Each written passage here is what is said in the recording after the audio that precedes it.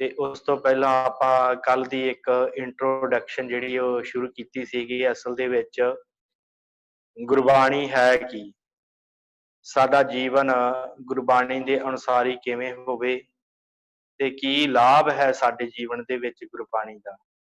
ਤੇ ਇਹਦੇ ਨਾਲ ਹੀ ਅੱਜ ਜਿਹੜੀ ਗੱਲ ਹੈ, ਆਪਾਂ ਕੱਲ ਵਾਲਾ ਵਿਸ਼ਾ ਜਿੱਥੋਂ ਛੱਡਿਆ ਸੀ ਉੱਥੋਂ ਹੀ ਸ਼ੁਰੂ ਕਰਨਾ ਹੈ, ਕਿਉਂਕਿ ਕੱਲ ਜਦੋਂ ਆਪਾਂ ਆਰੰਭ ਕੀਤਾ ਸੀ ਤੇ ਉਹ ਥੋੜੀ ਜੀ ਜਿਹੜਾ ਟਾਈਮ ਜਿਹੜੀ ਖਤਮ ਹੋ ਗਿਆ ਟਾਈਮ, ਤੇ ਜਲਦੀ ਕੱਟ ਹੋ ਗਈ ਸੀ ਵੀਡੀਓ। ਤੇ ਅੱਜ ਆਪਾਂ ਉਹੀ ਵਿਸ਼ਾ ਉੱਥੋਂ ਹੀ ਆਰੰਭ ਕਰਕੇ ਤੇ ਅੱਜ ਜਿਹੜਾ ਵਿਸ਼ਾ ਆਪਾਂ ਲੈਣਾ ਹੈ ਉਹ ਗੁਰੂ ਗ੍ਰੰਥ ਸਾਹਿਬ ਜੀ ਦਾ ਸੰਕਲਨ ਅਤੇ ਸੰਪਾਦਨ। ਕਿ ਜਿਸ ਗੁਰਬਾਣੀ ਨੂੰ ਅਸੀਂ ਪੜ੍ਹਨਾ ਹੈ, ਜਿਸ ਗੁਰੂ ਸਾਹਿਬਾਨ ਨੇ ਇਹ ਗੁਰਬਾਣੀ ਬਣਾਈ ਹੈ, ਉਹ ਗੁਰਬਾਣੀ ਦਾ ਸੰਕਲਨ ਕਿਵੇਂ ਕੀਤਾ ਗਿਆ ਤੇ ਕਿਵੇਂ ਇਹ ਮਹਾਨ ਗ੍ਰੰਥ ਧੰਨ ਸ਼੍ਰੀ ਗੁਰੂ ਗ੍ਰੰਥ ਸਾਹਿਬ ਸੱਚੇ ਪਾਤਸ਼ਾਹ ਜੀ ਇਹ ਸਾਡੇ ਕੋਲ ਕਿਵੇਂ ਸਤਿਗੁਰਾਂ ਨੇ ਬਖਸ਼ਿਸ਼ ਕੀਤਾ, ਕਿਵੇਂ ਪਹੁੰਚੇ। ਇਹ ਸਾਰੀ ਆਪਾਂ ਜਿਹੜਾ ਸਿੱਖ ਇਤਿਹਾਸ ਹੈ ਇਹਨੂੰ ਵਾਚਣਾ ਹੈ। ਉਸ ਤੋਂ ਪਹਿਲਾਂ ਆਪਾਂ ਜਿਹੜੀ ਕੱਲ ਗੱਲ ਕਰ ਰਹੇ ਸੀ ਉੱਥੋਂ ਹੀ ਆਪਾਂ ਇਹ ਗੱਲ ਜਿਹੜੀ ਵਿਚਾਰ ਅੱਗੇ ਤੋਰਨੀ ਹੈ। ਸੋ ਆਪਾਂ ਕੱਲ ਗੱਲ ਕਰ ਰਹੇ ਸੀ ਸਾਧ ਸੰਗਤ ਕਿ ਗੁਰਬਾਣੀ ਦਾ ਸਿੱਖ ਦੇ ਜੀਵਨ ਦੇ ਵਿੱਚ ਬੜਾ ਜ਼ਰੂਰੀ ਤੇ ਅਹਿਮ ਹਿੱਸਾ ਹੈ। ਸਿੱਖ ਨੇ ਆਪਣੇ ਜੀਵਨ ਨੂੰ ਜਦੋਂ ਵੀ ਆਰੰਭ ਕਰਨਾ ਹੈ, ਜੀਵਨ ਦੇ ਵਿੱਚ ਅੱਗੇ ਜਦੋਂ ਵਧਣਾ ਹੈ, ਤੇ ਉਹਦੇ ਵਾਸਤੇ ਉਹਨੂੰ ਗੁਰਬਾਣੀ ਦਾ ਸਹਾਰਾ ਜਿਹੜਾ ਉਹ ਲੈਣਾ ਪੈਂਦਾ, ਕਿਉਂਕਿ ਸਤਿਗੁਰਾਂ ਨੇ ਕਿਹਾ ਹੈ, ਮੈਂ ਗੁਰਬਾਣੀ ਆਧਾਰ ਹੈ, ਗੁਰਬਾਣੀ ਲਾਗ ਰਹਾਉ, ਕਿ ਮੇਰੀ ਜ਼ਿੰਦਗੀ ਦਾ ਜਿਹੜਾ ਆਧਾਰ ਉਹ ਗੁਰਬਾਣੀ ਹੋ ਜਾਵੇ ਤੇ ਗੁਰਬਾਣੀ ਦੇ ਨਾਲ ਹੀ ਮੈਂ ਲੱਗਾ ਰਵਾਂ। ਇਹ ਹਰ ਸਿੱਖ ਦੀ ਮਨ ਦੀ ਕਾਮਨਾ ਹੋਣੀ ਚਾਹੀਦੀ ਹੈ। ਜੇ ਸਿੱਖ ਪੰਜ ਬਾਣੀਆਂ ਦਾ ਧਾਰਨੀ ਹੈ, ਪੰਜ ਬਾਣੀਆਂ ਪੜ੍ਹਦਾ ਹੈ, ਨਿਤਨੇਮ ਕਰਦਾ ਹੈ, ਤੇ ਉਹਨੂੰ ਉਸ ਤੋਂ ਅੱਗੇ ਆਪਣਾ ਸਹਿਜ ਪਾਠ ਆਰੰਭ ਕਰਨ ਦੀ ਜਿਹੜੀ ਗੱਲ ਹੈ ਉਹ ਸਾਡੀ ਰਹਿਤ ਮਰਿਆਦਾ ਦੇ ਵਿੱਚ ਸਾਡੇ ਵਡੇਰਿਆਂ ਨੇ ਲਿਖੀ ਹੈ ਕਿ ਭਾਈ ਹਰ ਸਿੱਖ ਆਪਣਾ ਇੱਕ ਸਹਿਜ ਪਾਠ ਆਰੰਭ ਕਰੇ ਜ਼ਰੂਰ। ਤੇ ਸਹਿਜ ਪਾਠ ਆਰੰਭ ਕਰਨ ਦੇ ਵਾਸਤੇ ਸਾਨੂੰ ਇਹ ਵੀ ਬੜਾ ਜ਼ਰੂਰੀ ਹੁੰਦੀ ਹੈ ਗੱਲ ਕਿ ਅਸੀਂ ਸਹਿਜ ਪਾਠ ਆਰੰਭ ਕਰਨ ਤੋਂ ਪਹਿਲਾਂ ਸਾਡੀ ਸੰਥਿਆ ਜਿਹੜੀ ਹੈ ਉਹ ਬੜੀ ਸ਼ੁੱਧ ਹੋਣੀ ਚਾਹੀਦੀ ਹੈ। ਤੇ ਗੱਲ ਆਪਾਂ ਗੱਲ ਕਰ ਰਹੇ ਸੀ ਗੁਰੂ ਗੋਬਿੰਦ ਸਿੰਘ ਸਾਹਿਬ ਸੱਚੇ ਪਾਤਸ਼ਾਹ ਜੀ ਦੇ ਵੇਲੇ ਇਹ ਸਾਖੀ ਜਿਹੜੀ ਹੈ ਹਰ ਉਸ ਸ਼ਖਸ ਨੂੰ, ਹਰ ਉਸ ਪ੍ਰਾਣੀ ਮਾਤਰ ਨੂੰ ਸੁਣਾਈ ਜਾਂਦੀ ਹੈ ਜਦੋਂ ਉਹਦੀ ਸੰਥਿਆ ਕਰਵਾਈ ਜਾਂਦੀ ਕਿ ਗੁਰਬਾਣੀ ਸ਼ੁੱਧ ਪੜ੍ਹਨ ਦਾ ਕਿੰਨੇ ਕੀ ਜ਼ਰੂਰੀ ਹੈ। ਗੁਰਬਾਣੀ ਸ਼ੁੱਧ ਪੜ੍ਹਨ ਤੇ ਆਪਾਂ ਕੱਲ ਵਿਚਾਰ ਰਹੇ ਸੀ ਕਿ ਗੁਰੂ ਗੋਬਿੰਦ ਸਿੰਘ ਸੱਚੇ ਪਾਤਸ਼ਾਹ ਜੀ ਦੇ ਸਮੇਂ ਇੱਕ ਸਿੱਖ ਗੁਰਬਾਣੀ ਪੜ੍ਹ ਰਿਹਾ ਸੀ ਤੇ ਦੱਖਣੀ ਓਂਕਾਰ ਦੀ ਬਾਣੀ ਦੇ ਵਿੱਚ ਉਹਨੇ ਇੱਕ ਤੁਕ ਪੜ੍ਹੀ ਕਿ ਕਰਤੈ ਕੀ ਮਿਤ ਕਰਤਾ ਜਾਣੇ, ਕੇ ਜਾਣੇ ਗੁਰਸੂਰਾ। ਇੱਥੇ ਸ਼ਬਦ ਸੀ ਕੈ, ਕੈ ਤੋਂ ਭਾਵ ਜਿਹੜਾ ਆ ਜਾਂ, ਕੈ ਦੇ ਉੱਤੇ ਦੋ ਲਾਵਾਂ ਲੱਗੀਆਂ ਹੋਈਆਂ। ਆਪ ਜੀ ਜਦੋਂ ਦੱਖਣੀ ਓਂਕਾਰ ਬਾਣੀ ਦਾ ਪਾਠ ਕਰੋਗੇ ਉਹਦੇ ਵਿੱਚ ਲਿਖਿਆ ਹੋਇਆ ਹੈ ਕਿ ਕਰਤੇ ਕੀ ਮਿਤ ਕਰਤਾ ਜਾਣੇ, ਕੈ ਜਾਣੇ ਗੁਰਸੂਰਾ। ਕੈ ਦੇ ਉੱਤੇ ਕੱਕੇ ਦੇ ਉੱਤੇ ਦੋ ਲਾਵਾਂ ਲੱਗੀਆਂ ਹੋਈਆਂ ਜਿਹਨੂੰ ਦੁਲਾਵਾਂ ਕਹਿੰਦੇ, ਤੇ ਇਹਦਾ ਭਾਵ ਬਣਦਾ ਹੈ ਜਾਂ। ਤੇ ਉਹ ਜਿਹੜਾ ਸਿੱਖ ਸੀ ਉਹਨੇ ਪੜ੍ਹਿਆ ਕਰਤੇ ਕੀ ਮਿਤ ਕਰਤਾ ਜਾਣੈ, ਕੇ ਜਾਣੇ ਗੁਰਸੂਰਾ, ਤੇ ਜਿਹਦਾ ਅਰਥ ਬਣਦਾ ਸੀ ਕਿ ਅਕਾਲ ਪੁਰਖ ਪ੍ਰਮਾਤਮਾ ਜਾਂ ਤੇ ਉਹੀ ਆਪਣੀ ਮਿੱਤ, ਆਪਣੀ ਗਤ ਮਿੱਤ, ਆਪਣੀ ਵਡਿਆਈ ਜਾਂ ਤੇ ਅਕਾਲ ਪੁਰਖ ਪ੍ਰਮਾਤਮਾ ਜਾਣਦਾ ਤੇ ਜਾਂ ਉਹਦਾ ਭੇਜਿਆ ਹੋਇਆ ਗੁਰੂ, ਉਹਦਾ ਸਰੂਪ ਗੁਰੂ ਰੂਪ ਜਿਹੜਾ ਹੈ ਨਾ ਸੂਰਮਾ, ਉਹੀ ਉਹਦੀ ਵਡਿਆਈ ਨੂੰ ਜਾਣਦਾ ਹੈ। ਇਹਦਾ ਅਰਥ ਇਹ ਸੀ। ਤੇ ਜਦੋਂ ਸਿੱਖ ਨੇ ਗਲਤ ਪੜ੍ਹਿਆ ਕੇ ਜਾਣੇ ਗੁਰਸੂਰਾ ਪੜ੍ਹਿਆ ਤੇ ਇਹਦਾ ਅਰਥ ਬਣ ਜਾਂਦਾ ਹੈ ਕਿ ਕਰਤੇ ਦੀ ਵਡਿਆਈ ਕਰਤਾ ਜਾਣਦਾ ਹੈ ਤੇ ਗੁਰੂ ਨੂੰ ਕੀ ਪਤਾ, ਹਨਾ। ਤੇ ਇਹ ਜਦੋਂ ਸ਼ਬਦ ਪੜ੍ਹਿਆ ਤੇ ਉਸ ਸਮੇਂ ਗੁਰੂ ਗੋਬਿੰਦ ਸਿੰਘ ਜੀ ਦੇ ਕੰਨਾਂ ਵਿੱਚ ਜਦੋਂ ਇਹ ਗੱਲ ਪਈ, ਜਦੋਂ ਇਹ ਗੁਰਬਾਣੀ ਦੀ ਤੁਕ ਪਈ ਤੇ ਸਤਿਗੁਰਾਂ ਨੇ ਹਜ਼ੂਰੀ ਸਿੱਖ ਨੂੰ ਕਿਹਾ ਕਿ ਜਾ ਕਰਕੇ ਉਹਦੇ ਇੱਕ ਥੱਪੜ ਮਾਰ। ਤੇ ਉਹ ਹਜ਼ੂਰੀ ਸਿੱਖ ਨੇ ਬਚਨ ਮੰਨਿਆ, ਜਾ ਕੇ ਉਹਦੇ ਸਿੱਖ ਦੇ ਥੱਪੜ ਮਾਰਿਆ। ਤੇ ਜਦੋਂ ਥੱਪੜ ਮਾਰਿਆ ਉਹ ਸਿੱਖ ਗੁਰੂ ਸਾਹਿਬ ਦੇ ਕੋਲ ਆ ਗਿਆ, ਕਹਿੰਦਾ ਜੀ ਤੁਸੀਂ ਇਹ ਚੰਗੀ ਹੈਰਾਨ ਕਰਨ ਵਾਲੀ ਗੱਲ ਕੀਤੀ ਆ, ਇੱਕ ਗੁਰਬਾਣੀ ਪੜ੍ਹਨ ਵਾਲੇ ਸਿੱਖ ਦੇ ਤੁਸੀਂ ਥੱਪੜ ਮਾਰ ਦਿੱਤਾ, ਇਹ ਕਿੱਥੋਂ ਦੀ ਵਡਿਆਈ ਹੋਈ ਤੁਹਾਡੀ। ਹੁਣ ਗੁਰਬਾਣੀ ਪੜ੍ਹਨ ਵਾਲਿਆਂ ਨੂੰ ਮੈਂ ਤੇ ਸੁਣਿਆ ਸੀ ਕਿ ਦਰਗਾਹ ਦੇ ਵਿੱਚ ਵੀ ਧੱਕੇ ਨਹੀਂ ਪੈਂਦੇ, ਪਰ ਜੇ ਗੁਰਬਾਣੀ ਪੜ੍ਹਨ ਵਾਲਿਆਂ ਨੂੰ ਇੱਥੇ ਹੀ ਚਪੇੜਾਂ ਪੈਣ ਲੱਗ ਪਈਆਂ ਤੇ ਫਿਰ ਗੁਰਬਾਣੀ ਪੜ੍ਹਨ ਦਾ ਕੀ ਫਾਇਦਾ। ਤੇ ਸਤਿਗੁਰਾਂ ਨੇ ਕਿਹਾ ਭਾਈ ਅਸੀਂ ਗੁਰਬਾਣੀ ਜਿਹੜੀ ਹੈ ਇਹ ਅਗਾਧ ਬੋਧ ਹੈ ਤੇ ਤੂੰ ਇਹਦੀ ਜਿਹੜੀ ਵਿਆਖਿਆ ਇਹ ਗਲਤ ਕਰੀ ਜਾਂਦਾ। ਤੂੰ ਜਿਹੜੀਆਂ ਸਾਡੇ ਮੂੰਹ ਦੇ ਉੱਤੇ ਥੱਪੜ ਮਾਰ ਰਿਹਾ ਹੈ, ਤੂੰ ਜਿਹੜੀ ਗੱਲ ਕਹਿ ਰਿਹਾ ਕਿ ਕਰਤੇ ਕੀਮਤ ਕਰਤਾ ਜਾਣੇ, ਕੈ ਦੀ ਥਾਂ ਤੇ ਤੂੰ ਕੇ ਪੜ੍ਹੀ ਜਾਂਦਾ ਹੈ, ਇਹ ਸਾਡੇ ਮੂੰਹ ਦੇ ਉੱਤੇ ਥੱਪੜ ਮਾਰ ਰਿਹਾ ਤੇ ਇਹਦੀ ਗੱਲ ਨਹੀਂ ਤੈਨੂੰ ਪਤਾ। ਤੈਨੂੰ ਇਹ ਸੋਝੀ ਹੋਣੀ ਚਾਹੀਦੀ ਹੈ ਕਿ ਕਿੱਥੇ ਸ਼ਬਦ ਜਿਹੜਾ ਕੀ ਪੜ੍ਹਨਾ। ਜਿੱਥੇ ਕੈ ਕੀ ਕੇ ਸ਼ਬਦ ਹੈ ਉੱਥੇ ਕੈ ਸ਼ਬਦ ਪੜ੍ਹਨਾ ਇਹ ਤੇਰੇ ਲਈ ਵੀ ਜ਼ਰੂਰੀ ਆ। ਜੇ ਪੜ੍ਹੇਗਾ ਤੇ ਫਿਰ ਹੀ ਤੈਨੂੰ ਸੱਚੀ ਵਡਿਆਈ ਮਿਲ ਸਕਦੀ ਹੈ, ਨਹੀਂ ਤੇ ਦਰਗਾਹ ਦੇ ਵਿੱਚ ਧੱਕੇ ਹੀ ਪੈਣੇ ਆ। ਇਸ ਕਰਕੇ ਸਾਧ ਸੰਗਤ ਇਹ ਗੁਰੂ ਗੋਬਿੰਦ ਸਿੰਘ ਸੱਚੇ ਪਾਤਸ਼ਾਹ ਜੀ ਦਾ ਹੁਕਮ ਹੈ ਕਿ ਹਰ ਸਿੱਖ ਜਿਹੜਾ ਆ ਉਹ ਗੁਰਬਾਣੀ ਸ਼ੁੱਧ ਪੜ੍ਹੇ ਤੇ ਗੁਰਬਾਣੀ ਸ਼ੁੱਧ ਪੜ੍ਹਨ ਦੇ ਲਈ ਉਹਦੀ ਸੁੱਧ ਸੰਥਿਆ ਹੋਣੀ ਬੜੀ ਜ਼ਰੂਰੀ ਹੈ। ਤੇ ਦੂਸਰੀ ਗੱਲ ਆਪਾਂ ਜਿਹੜੀ ਅੱਜ ਸਿੱਖ ਇਤਿਹਾਸ ਦੀ ਕਰਨੀ ਹੈ ਕਿ ਕਿਵੇਂ ਇਹ ਅਦੁੱਤੀ ਗ੍ਰੰਥ, ਇਹ ਮਹਾਨ ਗ੍ਰੰਥ ਸ੍ਰੀ ਗੁਰੂ ਗ੍ਰੰਥ ਸਾਹਿਬ ਸੱਚੇ ਪਾਤਸ਼ਾਹ ਇਹ ਕਿਵੇਂ ਸਤਿਗੁਰਾਂ ਨੇ ਸਾਨੂੰ ਜਿਹੜਾ ਇਹ ਦਿੱਤਾ ਹੈ, ਇਹਦੇ ਬਾਰੇ ਆਪਾਂ ਜਿਹੜੀ ਹੈ ਵਿਚਾਰ ਕਰਨੀ ਹੈ ਅੱਜ। ਸੋ ਸੰਗਤ ਸਾਰੀ ਜੁੜ ਚੁੱਕੀ ਹੈ। ਸਾਧ ਸੰਗਤ ਸਤਿਗੁਰੂ ਗੁਰੂ ਨਾਨਕ ਸਾਹਿਬ ਸੱਚੇ ਪਾਤਸ਼ਾਹ ਜੀ ਜਦੋਂ ਉਦਾਸੀਆਂ ਤੇ ਜਾਂਦੇ, ਸੰਗਤਾਂ ਨੂੰ ਤਾਰਨ ਵਾਸਤੇ ਜਾਂਦੇ ਤੇ ਉਸ ਸਮੇਂ ਭਾਈ ਗੁਰਦਾਸ ਜੀ ਨੇ ਲਿਖਿਆ ਕਿ ਇਹਨਾਂ ਦੇ ਹੱਥ ਦੇ ਵਿੱਚ, ਗੁਰੂ ਨਾਨਕ ਸਾਹਿਬ ਸੱਚੇ ਪਾਤਸ਼ਾਹ ਦੇ ਹੱਥ ਦੇ ਵਿੱਚ ਇੱਕ ਕਿਤਾਬ ਹੁੰਦੀ ਸੀ। ਕਿਤਾਬ ਭਾਵ ਗੁਰਬਾਣੀ ਦੀ ਇੱਕ ਪੋਥੀ ਹੁੰਦੀ ਸੀ ਜਿਹਦੇ ਵਿੱਚ ਸਤਿਗੁਰੂ ਗੁਰੂ ਗੋਬਿੰਦ ਸਿੰਘ ਜੀ ਗੁਰਬਾਣੀ ਲਿਖਿਆ ਕਰਦੇ ਸਨ। ਮਾਫ ਕਰਨਾ, ਗੁਰੂ ਨਾਨਕ ਸਾਹਿਬ ਜੀ ਗੁਰਬਾਣੀ ਲਿਖਿਆ ਕਰਦੇ ਸਨ। ਉਹਨਾਂ ਨੇ ਲਿਖਿਆ ਭਾਈ ਗੁਰਦਾਸ ਜੀ ਨੇ ਕਿ ਆਸਾ ਹੱਥ ਕਿਤਾਬ ਕਛ, ਭਾਵ ਕਿ ਉਹਨਾਂ ਦੇ ਹੱਥ ਦੇ ਵਿੱਚ ਇੱਕ ਸੋਟਾ ਤੇ ਉਹਨਾਂ ਦੇ ਕਛ ਦੇ ਵਿੱਚ ਇੱਕ ਕਿਤਾਬ ਰੱਖੀ ਹੁੰਦੀ ਸੀ, ਜਿਹਦੇ ਉੱਤੋਂ ਉਹ ਗੁਰਬਾਣੀ ਜਿਹੜੀ ਸੀ ਪੜ੍ਹ ਕੇ ਸੁਣਾਇਆ ਕਰਦੇ ਸਨ। ਇਸੇ ਤਰ੍ਹਾਂ ਜਦੋਂ ਸਤਿਗੁਰੂ ਮੱਕੇ ਨੂੰ ਗਏ ਨਾ, ਮੱਕੇ ਦੀ ਹੱਜ ਕੀਤੀ ਤੇ ਉੱਥੇ ਵੀ ਲਿਖਿਆ ਕਿ ਪੁੱਛਣ ਫੋਲ ਕਿਤਾਬ ਨੂੰ ਹਿੰਦੂ ਵੱਡਾ ਕਿ ਮੁਸਲਮਾਨ ਹੋਈ। ਭਾਵ ਉਦੋਂ ਵੀ ਗੁਰੂ ਸਾਹਿਬ ਦੇ ਕੋਲ ਇੱਕ ਜਿਹੜੀ ਸੀ ਕਿਤਾਬ ਸੀ ਜਿਹਨੂੰ ਖੋਲਣ ਦੀ ਗੱਲ ਉਹਨਾਂ ਮੁਲਾਣਿਆਂ ਨੇ ਕੀਤੀ ਕਿ ਸਾਨੂੰ ਇਹ ਕਿਤਾਬ ਖੋਲ ਕੇ ਦੱਸੋ ਕਿ ਤੁਸੀਂ ਕੀ ਕਹਿੰਦੇ ਹੋ, ਤੁਹਾਡੀ ਬਾਣੀ ਕੀ ਕਹਿੰਦੀ ਆ ਕਿ ਹਿੰਦੂ ਵੱਡਾ ਹੈ ਕਿ ਮੁਸਲਮਾਨ। ਤੇ ਉਸ ਸਮੇਂ ਸਤਿਗੁਰਾਂ ਨੇ ਕਿਹਾ ਸੀ ਸ਼ੁਭ ਅਮਲਾ ਬਾਝੋਂ ਦੋਨੋਂ ਰੋਈ, ਭਾਵੇਂ ਉਹ ਮੁਸਲਮਾਨ ਹੈ ਤੇ ਭਾਵੇਂ ਉਹ ਹਿੰਦੂ ਹੈ, ਉਹ ਸ਼ੁਭ ਅਮਲਾ ਤੋਂ, ਸ਼ੁਭ ਗੁਣਾ ਤੋਂ ਬਿਨਾਂ ਜਿਹੜਾ ਹੈ ਨਾ ਉਹ ਵਿਹੂਣ ਮਨੁੱਖ ਜਿਹੜਾ ਹੈ ਉਹਦਾ ਪਾਰ ਉਤਾਰਾ ਨਹੀਂ। ਸੋ ਕਹਿਣ ਤੋਂ ਭਾਵ ਕਿ ਸਤਿਗੁਰਾਂ ਦੇ ਕੋਲ ਉਸ ਸਮੇਂ ਇੱਕ ਗੁਰਬਾਣੀ ਦੀ ਪੋਥੀ ਹੋਇਆ ਕਰਦੀ ਸੀ, ਜਿਸ ਜਗ੍ਹਾ ਦੇ ਉੱਤੇ ਵੀ ਗੁਰੂ ਨਾਨਕ ਸਾਹਿਬ ਜੀ ਬਾਣੀ ਉਚਾਰਨ ਕਰਦੇ ਉਹ ਸਾਰੀ ਬਾਣੀ ਨੂੰ ਜਿਹੜੀ ਸੀ ਉਸ ਪੋਥੀ ਦੇ ਵਿੱਚ ਲਿਖ ਲਿਆ ਕਰਦੇ ਸੀ ਨਾਲ ਨਾਲ।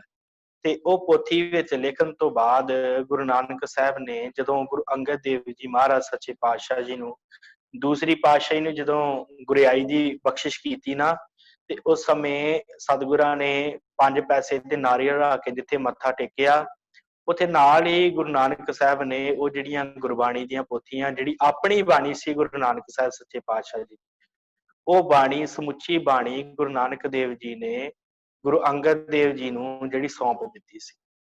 ਜਿਹੜੀਆਂ ਪੋਥੀਆਂ ਉਹਨਾਂ ਨੇ ਆਪਣੀਆਂ ਯਾਤਰਾਵਾਂ ਦੇ ਦੌਰਾਨ ਲਿਖੀਆਂ ਸਨ, ਉਹ ਸਾਰੀਆਂ ਪੋਥੀਆਂ ਗੁਰੂ ਅੰਗਦ ਦੇਵ ਜੀ ਨੂੰ ਦੇ ਦਿੱਤੀਆਂ। ਫਿਰ ਸਮਾਂ ਗੁਰੂ ਅੰਗਦ ਦੇਵ ਜੀ ਦਾ ਆਇਆ।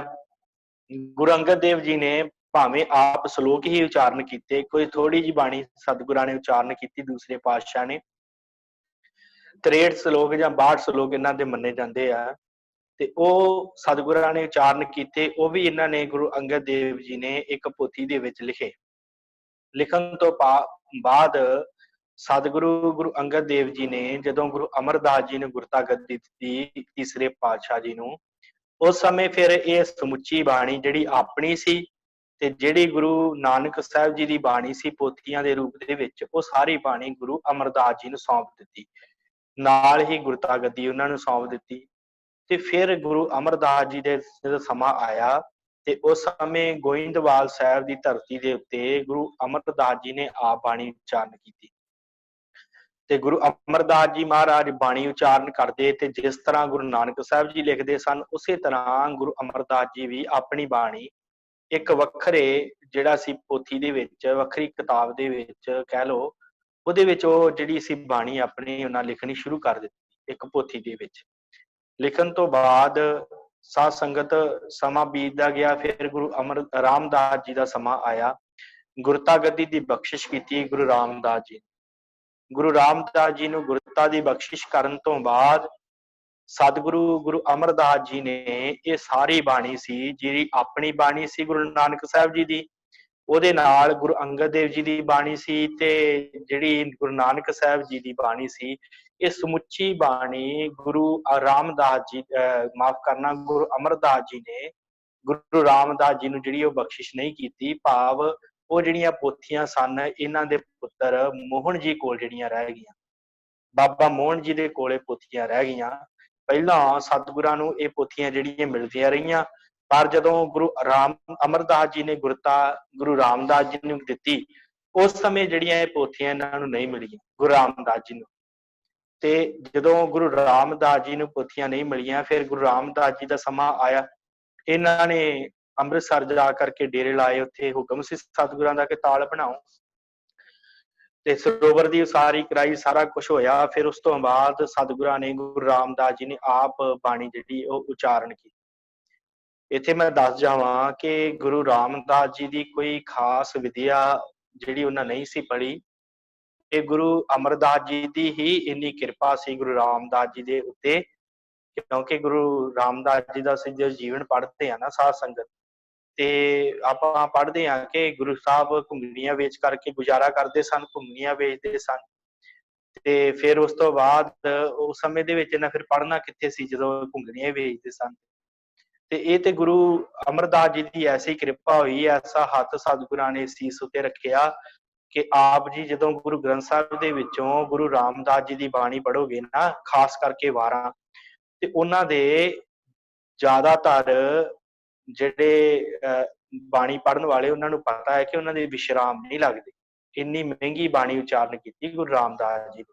ਕਿੰਨੀ ਵਡਿਆਈ ਹੈ ਗੁਰੂ ਅਮਰਦਾਸ ਸੱਚੇ ਪਾਤਸ਼ਾਹ ਜੀ ਨੇ ਦਿੱਤੀ ਕਿ ਇੱਕ ਘੁੰਗਣੀਆਂ ਵੇਚਣ ਵਾਲਾ ਬੱਚਾ, ਜਿਹਨੂੰ ਪਤਾ ਹੀ ਨਹੀਂ ਕਿ ਪੜ੍ਹਨਾ ਲਿਖਣਾ ਕੀ ਹੁੰਦਾ ਹੈ, ਤੇ ਉਹਦੇ ਸਿਰ ਉੱਤੇ ਐਸਾ ਹੱਥ ਰੱਖਿਆ ਕਿ ਉਹਨੇ ਐਸੀ ਬਾਣੀ ਉਚਾਰਨ ਕੀਤੀ ਕਿ ਵੱਡੇ ਵੱਡੇ ਵਿਦਵਾਨ ਵੀ ਉੱਥੇ ਵਿਸ਼ਰਾਮ ਲਾਉਣ ਲੱਗੇ, ਜਿਹੜੇ ਉਹ ਹਾਰ ਜਾਂਦੇ ਆ, ਬਿਨਾਂ ਪੜ੍ਹੇ ਤੋਂ ਉਹਨਾਂ ਦਾ ਵਿਸ਼ਰਾਮ ਨਹੀਂ ਲੱਗਦਾ। ਇੰਨੀ ਸੁੰਦਰ ਬਾਣੀ। ਤੇ ਇੱਕ ਪੜਤਾਲ ਗਾਇਕੀ ਹੁੰਦੀ ਹੈ, ਪੜਤਾਲ ਨੂੰ, ਤਾਲਾਂ ਨੂੰ ਬਦਲ ਬਦਲ ਕੇ, ਇਹ ਜਿਹੜੀ ਪੜਤਾਲ ਗਾਇਨ ਦੀ ਸ਼ੈਲੀ ਹੈ ਨਾ, ਇਹ ਗੁਰੂ ਰਾਮਦਾਸ ਜੀ ਨੇ ਬਖਸ਼ਿਸ਼ ਕੀਤੀ। ਰਹੋ ਵਿਚਾਰ। ਫਿਰ ਉਸ ਤੋਂ ਬਾਅਦ ਜਦੋਂ ਗੁਰੂ ਰਾਮਦਾਸ ਜੀ ਦਾ ਸਮਾਂ ਆਇਆ, ਗੁਰੂ ਰਾਮਦਾਸ ਜੀ ਨੇ ਆਪਣੇ ਸਮੇਂ ਦੇ ਵਿੱਚ ਗੁਰਬਾਣੀ ਆਪ ਉਚਾਰਨ ਕੀਤੀ। ਗੁਰਬਾਣੀ ਉਚਾਰਨ ਕਰਕੇ ਜਿੰਨੀਆਂ ਵੀ ਪੋਥੀਆਂ ਸਨ, ਉਹਨਾਂ ਪੋਥੀਆਂ ਨੂੰ ਜਦੋਂ ਗੁਰੂ ਅਰਜਨ ਦੇਵ ਮਹਾਰਾਜ ਸੱਚੇ ਪਾਤਸ਼ਾਹ ਜੀ ਨੂੰ ਬਖਸ਼ਿਸ਼ ਕੀਤੀ ਨਾ ਗੁਰਤਾ, ਤੇ ਉਸ ਸਮੇਂ ਫਿਰ ਇਹ ਸਾਰੀਆਂ ਪੋਥੀਆਂ ਗੁਰੂ ਅਰਜਨ ਦੇਵ ਜੀ ਨੂੰ ਜਿਹੜੀਆਂ ਬਖਸ਼ਿਸ਼ ਕਰ ਦਿੱਤੀਆਂ ਕਿ ਤੁਸੀਂ ਇਹ ਪੋਥੀਆਂ ਰੱਖ ਲਓ।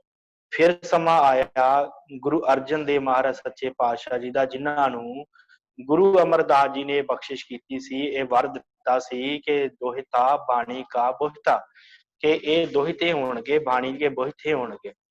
ਇਹਨਾਂ ਨੂੰ ਬਾਣੀ ਦਾ ਬੋਹਿਤਾ ਹੋਣ ਦਾ ਜਿਹੜਾ ਸੀ, ਇਹ ਵਰ ਗੁਰੂ ਅਮਰਦਾਸ ਜੀ ਨੇ ਦਿੱਤਾ। ਜਦੋਂ ਇਹਨਾਂ ਦੇ ਖੇਡਦਿਆਂ ਹੋਇਆਂ ਬਚਪਨ ਦੇ ਵਿੱਚ ਗੇਂਦ ਗੁਰੂ ਅਮਰਦਾਸ ਜੀ ਦੇ ਪੀੜੇ ਦੇ ਹੇਠਾਂ ਚਲੇਗੀ, ਤੇ ਜਦੋਂ ਉਹ ਗੇਂਦ ਕੱਢਣ ਲੱਗੇ ਤੇ ਪੀੜੇ ਨੂੰ ਹੱਥ ਪਾਇਆ, ਪੀੜਾ ਹਿੱਲਿਆ, ਤੇ ਉਸ ਸਮੇਂ ਫਿਰ ਗੁਰੂ ਅਮਰਦਾਸ ਜੀ ਨੇ ਕਿਹਾ, ਇਹ ਕੌਣ ਹੈ ਭਾਰੀ ਪੁਰਖ ਜਿਹਨੇ ਸਾਡਾ ਪੀੜਾ ਹੀ ਹਿਲਾ ਦਿੱਤਾ। ਤੇ ਬੀਬੀ ਭਾਨੀ ਜੀ ਨੇ ਕਿਹਾ ਸੀ ਕਿ ਇਹ ਤੁਹਾਡਾ ਦੋਹਤਾ ਹੈ। ਤੇ ਸਤਿਗੁਰਾਂ ਨੇ ਕੁੱਛੜ ਚੁੱਕ ਕੇ ਕਿਹਾ ਸੀ ਕਿ ਇਹ ਦੋਹਤਾ ਬਾਣੀ ਕਾ ਬੋਹਿਤਾ ਹੋਏਗਾ, ਕਿ ਬਾਣੀ ਦਾ ਬੋਹਿਤ ਤੋਂ ਅਰਥ ਹੁੰਦਾ ਹੈ ਸਾਧ ਸੰਗਤ ਜਹਾਜ਼, ਕਿ ਇਹ ਬਾਣੀ ਦੇ ਜਹਾਜ਼ ਹੋਣਗੇ। ਸਮਾਂ ਬੀਤਿਆ, ਗੁਰੂ ਅਰਜਨ ਦੇਵ ਸਾਹਿਬ ਸੱਚੇ ਪਾਤਸ਼ਾਹ ਜੀ ਦਾ ਸਮਾਂ ਆਇਆ। ਸਤਿਗੁਰਾਂ ਦੇ ਕੋਲ ਗੁਰੂ ਰਾਮਦਾਸ ਜੀ ਦੀ ਉਚਾਰੀ ਹੋਈ ਬਾਣੀ ਹੀ ਸੀ, ਤੇ ਸਤਿਗੁਰੂ ਗੁਰੂ ਅਰਜਨ ਦੇਵ ਜੀ ਨੇ ਆਪ ਬਾਣੀ ਵੀ ਉਚਾਰਨ ਕੀਤੀ। ਸਮੁੱਚੀ ਬਾਣੀ ਉਚਾਰਨ ਕਰਨ ਤੋਂ ਬਾਅਦ ਫਿਰ ਸਤਿਗੁਰਾਂ ਨੇ ਵੇਖਿਆ ਕਿ ਸਮਾਂ ਜਿਹੜਾ ਹੈ ਉਹ ਆਉਣ ਵਾਲਾ ਹੈ, ਕਿਉਂਕਿ ਹਰ ਪੰਥ ਦੇ ਵਿੱਚ ਇਹ ਜ਼ਰੂਰੀ ਸੀ ਕਿ ਇੱਕ ਗ੍ਰੰਥ ਹੋਣਾ। ਆਪਾਂ ਜਦੋਂ ਵੀ ਦੇਖਦੇ ਆ ਨਾ ਕਿ ਜਿੰਨੇ ਵੀ ਧਰਮ ਇਹ ਸੰਸਾਰ ਤੇ ਹੋਏ ਆ, ਮੈਂ ਗੱਲ ਜਿਹੜੀ ਇੱਥੋਂ ਹੋਰ ਪਾਸੇ ਲੈ ਕੇ ਜਾਣ ਲੱਗਾ ਕਿ ਗ੍ਰੰਥ ਦੀ ਜ਼ਰੂਰਤ ਕਿੰਨੀ ਕੁ ਆ। ਜਿੰਨੇ ਵੀ ਧਰਮ ਹੋਏ ਆ ਨਾ ਹਿੰਦੁਸਤਾਨ ਵਿੱਚ ਹੋਣ, ਭਾਵੇਂ ਜਿੱਥੇ ਸਾਰੇ ਵਰਲਡ ਦੇ ਵਿੱਚ ਜਿੱਥੇ ਵੀ ਕੋਈ ਧਰਮ ਹੈ, ਜੇ ਉਹਦਾ ਧਾਰਮਿਕ ਗ੍ਰੰਥ ਹੈ ਫਿਰ ਹੀ ਉਹ ਧਰਮ ਬਚਿਆ ਹੋਇਆ। ਫਿਰ ਇਹ ਗੱਲ ਨੂੰ ਸਮਝਣਾ, ਜਿਸ ਧਰਮ ਦਾ ਧਾਰਮਿਕ ਗ੍ਰੰਥ ਹੈ ਉਸ ਧਰਮ ਦਾ ਬਚਾਅ ਹੈ। ਜਿਸ ਧਰਮ ਦਾ ਕੋਈ ਧਾਰਮਿਕ ਗ੍ਰੰਥ ਨਹੀਂ ਹੈ, ਉਹ ਧਰਮ ਜਿਹੜਾ ਹੈ ਨਾ ਖਤਮ ਹੋ ਜਾਂਦਾ ਹੈ। ਤੁਸੀਂ ਪਾਰਸੀ ਧਰਮ ਬਾਰੇ ਜਾਣਦੇ ਹੋਵੋਗੇ ਥੋੜਾ ਬਹੁਤ, ਪਾਰਸੀ ਜਿਹੜੇ ਸਨ, ਇਹਨਾਂ ਦਾ ਇੱਕ ਗ੍ਰੰਥ ਸੀ ਜੰਦ ਅਵੇਸਤਾ। ਇਹਨਾਂ ਦੇ ਗ੍ਰੰਥ ਨੂੰ ਜਿਵੇਂ ਆਪਾਂ ਗੁਰੂ ਗ੍ਰੰਥ ਸਾਹਿਬ ਜੀ ਕਹਿੰਦੇ ਆ ਨਾ, ਇਹਨਾਂ ਦਾ ਇੱਕ ਗ੍ਰੰਥ ਸੀ ਜੰਦ ਅਵੇਸਤਾ। ਤੇ ਉਹ ਜਿਹੜਾ ਜੰਦ ਅਵੇਸਤਾ ਗ੍ਰੰਥ ਸੀ ਨਾ, ਤੇ ਉਸ ਸਮੇਂ ਇਹਨਾਂ ਦੇ ਉੱਤੇ ਬੜੇ ਹਮਲੇ ਹੋਏ ਪਾਰਸੀਆਂ ਦੇ ਉੱਤੇ। ਤੇ ਜਿਹੜੇ ਵੀ ਆਉਂਦੇ ਸਨ ਹਮਲਾਵਰ, ਉਹਨਾਂ ਨੇ ਸਭ ਤੋਂ ਪਹਿਲਾਂ ਕੀ ਕੀਤਾ ਕਿ ਜੰਦ ਅਵੇਸਤਾ ਗ੍ਰੰਥ ਨੂੰ ਸਾੜ ਦਿੱਤਾ। ਜੰਦ ਅਵੇਸਤਾ ਜਿਹੜਾ ਗ੍ਰੰਥ ਸੀ ਪਾਰਸੀਆਂ ਦਾ, ਉਹਨੂੰ ਖਤਮ ਕਰ ਦਿੱਤਾ। ਤੇ ਉਹਦੇ ਨਾਲ ਕੀ ਹੋਇਆ ਕਿ ਅੱਜ ਜਿਹੜੀ ਹੈ ਨਾ ਪਾਰਸੀ ਕੌਮ, ਉਹ ਸਭ ਤੋਂ ਘੱਟ ਹੈ ਹਿੰਦੁਸਤਾਨ ਦੇ ਵਿੱਚ ਵੀ, ਤੇ ਬਾਹਰਲੇ ਮੁਲਕਾਂ ਦੇ ਵਿੱਚ ਤੇ ਹੈ ਹੀ ਨਹੀਂ। ਹਿੰਦੁਸਤਾਨ ਦੇ ਵਿੱਚ ਵੀ ਇਹਨਾਂ ਦੀ ਗਿਣਤੀ ਜਿਹੜੀ ਬਹੁਤ ਥੋੜੀ ਹੈ। ਕਿਉਂ? ਕਿਉਂਕਿ ਇਹਨਾਂ ਦਾ ਜਿਹੜਾ ਜੰਦ ਅਵੇਸਤਾ ਗ੍ਰੰਥ ਸੀ ਉਹ ਸਾੜ ਦਿੱਤਾ ਗਿਆ। ਤੇ ਹੁਣ ਜਿਹੜਾ ਇਹਨਾਂ ਕੋਲ ਗ੍ਰੰਥ ਹੈ ਉਹਦਾ ਨਾਮ ਵੀ ਜੰਦ ਅਵੇਸਤਾ ਹੈ, ਪਰ ਉਹ ਜਿਹੜਾ ਗ੍ਰੰਥ ਹੈ ਨਾ ਉਹਦੇ ਵਿੱਚ ਉਹ ਥੋੜੇ ਰੂਪ ਦੇ ਵਿੱਚ ਮਿਲਦਾ ਹੈ। ਭਾਵ ਜ਼ਿਆਦਾਤਰ ਉਹਦਾ ਹਿੱਸਾ ਜਿਹੜਾ ਉਹ ਸੜ ਚੁੱਕਾ, ਤੇ ਜਿੰਨਾ ਜਿਹਦੇ ਕੋਲ ਥੋੜਾ ਬਹੁਤਾ ਪਿਆ ਸੀ ਤੇ ਉਹਨਾਂ ਨੇ ਇੱਕ ਛੋਟਾ ਜਿਹਾ ਗ੍ਰੰਥ ਬਣਾ ਲਿਆ। ਸੋ ਕਹਿਣ ਤੋਂ ਭਾਵ ਕਿ ਜਿਹਦੇ ਕੋਲ ਗ੍ਰੰਥ ਹੈ ਉਹਦਾ ਹੀ ਧਰਮ ਜਿਹੜਾ ਹੈ ਉਹ ਇਸ ਸੰਸਾਰ ਦੇ ਉੱਤੇ ਚੱਲਦਾ ਹੈ। ਕਿਉਂਕਿ ਗ੍ਰੰਥਾਂ ਦੇ ਵਿੱਚੋਂ ਹੀ ਅਸੀਂ ਆਪਣੇ ਆਪ ਨੂੰ ਸਟੈਬਲਿਸ਼ ਕਰਦੇ ਹਾਂ, ਆਪਣੇ ਆਪ ਨੂੰ ਜਿਹੜਾ ਅੱਗੇ ਵਧਾਉਂਦੇ ਹਾਂ। ਸੋ ਕਹਿਣ ਤੋਂ ਭਾਵ ਕਿ ਜਦੋਂ ਸਤਿਗੁਰਾਂ ਦਾ ਸਮਾਂ ਆਇਆ, ਗੁਰੂ ਅਰਜਨ ਸਾਹਿਬ ਸੱਚੇ ਪਾਤਸ਼ਾਹ ਜੀ ਦਾ, ਤੇ ਇਹਨਾਂ ਨੇ ਇਹ ਗੱਲ ਸੋਚੀ ਕਿ ਹੁਣ ਇਹ ਜਿਹੜਾ ਸਿੱਖ ਧਰਮ ਹੈ ਇਹ ਹੁਣ ਕਾਫੀ ਆਪਣੇ ਆਪ ਨੂੰ ਜਿਹੜਾ ਆ ਇੱਕ ਵੱਡੇ ਪੱਧਰ ਦੇ ਉੱਤੇ ਪੰਜਾਬ 'ਚ ਫੈਲ ਗਿਆ। ਕਿਉਂਕਿ ਭਾਈ ਗੁਰਦਾਸ ਜੀ ਨੇ ਇਹਦੀ ਗਵਾਹੀ ਦਿੱਤੀ ਹੈ। ਉਹਨਾਂ ਕਿਹਾ ਕਿ ਪੰਜਾਬੈ ਗੁਰ ਕੀ ਵਡਿਆਈ। ਗੁਰੂ ਅਰਜਨ ਦੇਵ ਜੀ ਦੇ ਸਮੇਂ ਗੁਰੂ ਦੀ ਵਡਿਆਈ ਬੜੀ ਸੀ ਪੰਜਾਬ ਦੇ ਵਿੱਚ। ਪੰਜਾਬੈ ਗੁਰ ਕੀ ਵਡਿਆਈ, ਇਹ ਭਾਈ ਗੁਰਦਾਸ ਜੀ ਨੇ ਲਿਖਿਆ। ਤੇ ਉਸ ਸਮੇਂ ਫਿਰ ਇਹ ਜ਼ਰੂਰੀ ਸੀ ਕਿ ਇੱਕ ਗ੍ਰੰਥ ਬਣਾ ਕੇ ਤੇ ਸਿੱਖਾਂ ਨੂੰ ਦਿੱਤਾ ਜਾਵੇ। ਤੇ ਫਿਰ ਗੁਰੂ ਅਰਜਨ ਦੇਵ ਮਹਾਰਾਜ ਸੱਚੇ ਪਾਤਸ਼ਾਹ ਜੀ ਨੇ ਸ਼੍ਰੀ ਗੁਰੂ ਗ੍ਰੰਥ ਸਾਹਿਬ ਜੀ ਨੂੰ ਲਿਖਣ ਦਾ ਜਿਹੜਾ ਕਾਰਜ ਉਹ ਆਰੰਭ ਕੀਤਾ। ਇੱਥੋਂ ਤੱਕ ਸੀ ਸੰਕਲਨ ਦੀ ਗੱਲ। ਸੰਕਲਨ ਹੁੰਦਾ ਇਕੱਤਰ ਕਰਨਾ। ਤੇ ਫਿਰ ਸਤਿਗੁਰੂ ਗੁਰੂ ਅਰਜਨ ਦੇਵ ਜੀ ਨੇ ਜਿਹੜੀਆਂ ਆਪ ਪੋਥੀਆਂ ਲਿਖੀਆਂ ਸੀ ਤੇ ਜਿਹੜੀਆਂ ਗੁਰੂ ਰਾਮਦਾਸ ਜੀ ਨੇ ਲਿਖੀਆਂ ਸੀ ਉਹ ਤੇ ਇਹਨਾਂ ਦੇ ਕੋਲ ਸੀ। ਤੇ ਬਾਕੀ ਸਾਡਾ ਇਤਿਹਾਸ ਕਹਿੰਦਾ ਜਿਹੜੀਆਂ ਪੋਥੀਆਂ ਸਨ ਉਹ ਬਾਬਾ ਮੋਹਨ ਜੀ ਕੋਲ ਗੋਇੰਦਵਾਲ ਵਿਖੇ ਪਈਆਂ ਸਨ। ਆਪ ਜੀ ਜਦੋਂ ਗੋਇੰਦਵਾਲ ਕਿਤੇ ਜਾਓ ਤੇ ਆਪਣੇ ਬੱਚਿਆਂ ਨੂੰ ਤੇ ਆਪ ਇਹ ਦਰਸ਼ਨ ਜ਼ਰੂਰ ਕਰਕੇ ਆਉਣਾ। ਗੁਰਦੁਆਰਾ ਇੱਕ ਸਾਈਡ ਤੇ ਪੈ ਜਾਂਦਾ ਹੈ ਮੋਹਨ ਜੀ ਦਾ ਚੁਬਾਰਾ, ਚੁਬਾਰਾ ਸਾਹਿਬ ਗੁਰਦੁਆਰੇ ਦਾ ਨਾਮ ਹੈ। ਉਸ ਜਗ੍ਹਾ ਦੇ ਉੱਤੇ ਇਹ ਗੁਰਬਾਣੀ ਦੀਆਂ ਪੋਥੀਆਂ ਪਈਆਂ ਸਨ। ਸਾਡਾ ਇਤਿਹਾਸ ਕਹਿੰਦਾ ਸਭ ਤੋਂ ਪਹਿਲਾਂ ਬਾਬਾ ਬੁੱਢਾ ਜੀ ਤੇ ਭਾਈ ਗੁਰਦਾਸ ਜੀ ਨੂੰ ਭੇਜਿਆ ਗਿਆ। ਭਾਈ ਗੁਰਦਾਸ ਜੀ ਤੇ ਬਾਬਾ ਬੁੱਢਾ ਜੀ ਗਏ, ਇਹਨਾਂ ਨੇ ਜਾ ਕੇ ਗੁਰਬਾਣੀ ਦੀਆਂ ਪੋਥੀਆਂ ਮੰਗੀਆਂ। ਸੁਭਾਅ ਦੇ ਬੜੇ ਅੜਬ ਸਨ ਬਾਬਾ ਮੋਹਨ ਜੀ, ਤੇ ਬਾਬਾ ਮੋਹਨ ਜੀ ਨੇ ਭੇਜ ਦਿੱਤੇ ਵਾਪਸ ਕਿ ਜਾਓ, ਜੇ ਗੁਰੂ ਸਮਰੱਥ ਆ ਤੇ ਆਪੇ ਹੀ ਲਿਖ ਲਵੇਗਾ। ਤੇ ਉਸ ਤੋਂ ਬਾਅਦ ਇਹ ਵਾਪਸ ਆ ਕੇ ਇਹਨਾਂ ਨੇ ਗੁਰੂ ਅਰਜਨ ਦੇਵ ਜੀ ਨੂੰ ਗੱਲ ਕੀਤੀ ਕਿ ਸਤਿਗੁਰੂ ਜੀ ਸਾਨੂੰ ਉਹਨਾਂ ਪੋਥੀਆਂ ਨਹੀਂ ਜਿਹੜੀਆਂ ਦਿੱਤੀਆਂ। ਤੇ ਸਤਿਗੁਰੂ ਗੁਰੂ ਅਮਰਦਾਸ ਜੀ ਦੇ ਜਿਹੜੇ ਪੁੱਤਰ ਸਨ ਬਾਬਾ ਮੋਹਨ ਜੀ, ਤੇ ਗੁਰੂ ਰਾਮਦਾਸ ਜੀ ਨੇ ਫਿਰ ਆਪ ਚੱਲ ਕੇ, ਮਾਫ ਕਰਨਾ, ਗੁਰੂ ਅਰਜਨ ਦੇਵ ਜੀ ਆਪ ਚੱਲ ਕੇ ਗੋਇੰਦਵਾਲ ਸਾਹਿਬ ਦੀ ਧਰਤੀ ਤੇ ਗਏ ਤੇ ਜਾ ਕੇ ਬਾਬਾ ਮੋਹਨ ਜੀ ਦੇ ਚੁਬਾਰੇ ਦੇ ਬਾਹਰ ਬਹਿ ਕਰਕੇ ਤੇ ਰਸ ਭਿੰਨਾ ਕੀਰਤਨ ਜਿਹੜਾ ਉਹ ਗਾਇਨ ਕੀਤਾ। ਕੀਰਤਨ ਦੀ ਆਵਾਜ਼ ਸੁਣ ਕੇ ਬਾਬਾ ਮੋਹਨ ਜੀ ਦਾ ਮਨ ਜਿਹੜਾ ਉਹ ਪਸੀਜਿਆ ਤੇ ਉਹਨਾਂ ਨੇ ਦਰਵਾਜ਼ਾ ਖੋਲ ਕੇ ਤੇ ਗੁਰੂ ਅਰਜਨ ਦੇਵ ਸਾਹਿਬ ਸੱਚੇ ਪਾਤਸ਼ਾਹ ਦੇ ਚਰਨਾਂ ਤੇ ਨਮਸਕਾਰ ਕੀਤੀ। ਤੇ ਨਮਸਕਾਰ ਕਰਨ ਤੋਂ ਬਾਅਦ ਗੁਰੂ ਅਰਜਨ ਦੇਵ ਜੀ ਨੇ ਕਿਹਾ ਕਿ ਬਾਬਾ ਜੀ ਸਾਨੂੰ ਬੜੀ ਜ਼ਰੂਰਤ ਹੈ ਪੋਥੀਆਂ ਦੀ, ਕਿਰਪਾ ਕਰਕੇ ਸਾਨੂੰ ਇਹ ਗੁਰਬਾਣੀ ਦੀਆਂ ਪੋਥੀਆਂ ਦੇ ਦਿੱਤੀਆਂ ਜਾਣ। ਫਿਰ ਬਾਬਾ ਮੋਹਨ ਜੀ ਨੇ ਇਹ ਗੁਰਬਾਣੀ ਦੀਆਂ ਜਿਹੜੀਆਂ ਪੋਥੀਆਂ ਸਨ ਇਹ ਗੁਰੂ ਅਰਜਨ ਦੇਵ ਜੀ ਦੇ ਹਵਾਲੇ ਕੀਤੀਆਂ। ਉੱਥੋਂ ਫਿਰ ਇੱਕ ਰੱਥ ਦੇ ਵਿੱਚ ਰੱਖ ਕੇ ਬੜੇ ਸਤਿਕਾਰ ਦੇ ਨਾਲ ਗੁਰੂ ਅਰਜਨ ਦੇਵ ਜੀ ਨੇ ਇਹ ਸਾਰੀਆਂ ਪੋਥੀਆਂ ਅੰਮ੍ਰਿਤਸਰ ਲਿਆਂਦੀਆਂ ਤੇ ਇੱਥੇ ਰਾਮਸਰ ਵਾਲੀ ਜਗ੍ਹਾ ਦੇ ਉੱਤੇ ਬੈਠ ਕੇ, ਪਹਿਲਾਂ ਇੱਥੇ ਜੰਗਲੀ ਸੀ ਤੇ ਉਸ ਜਗ੍ਹਾ ਦੇ ਉੱਤੇ ਬੈਠ ਕੇ ਜਿੱਥੋਂ ਅੱਜ ਗੁਰੂ ਗ੍ਰੰਥ ਸਾਹਿਬ ਜੀ ਦੇ ਸਰੂਪ ਸ਼ਬਦ ਆ, ਰਾਮਸਰ ਵਾਲੀ ਜਗ੍ਹਾ, ਜੋ ਵੀ ਅਸੀਂ ਆਪਣੇ ਦਰਸ਼ਨ ਕਰਦੇ ਹਾਂ ਸਰੂਪ ਜਿਨ੍ਹਾਂ ਨੂੰ ਆਪਾਂ ਮੱਥੇ ਟੇਕਦੇ ਹਾਂ, ਗੁਰਦੁਆਰੇ ਸਾਹਿਬਾਨਾਂ ਦੇ ਵਿੱਚ ਸੁਭਾਈਮਾਨ ਜਿੰਨੇ ਵੀ ਸਰੂਪ ਆ, ਇਹ ਸਾਰੇ ਸਰੂਪ ਉੱਥੋਂ ਹੀ ਜਿਹੜਾ ਆ ਛਪਦੇ ਨੇ ਰਾਮਸਰ ਤੋਂ।